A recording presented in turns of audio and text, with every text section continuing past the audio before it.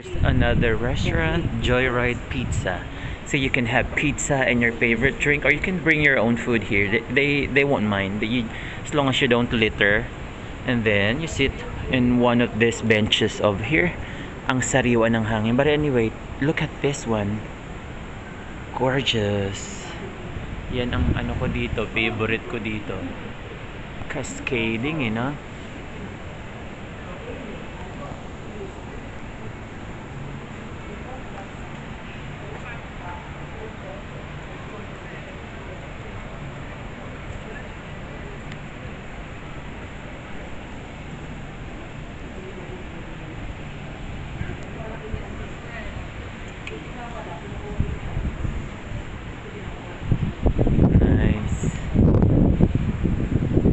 Gaganda talaga.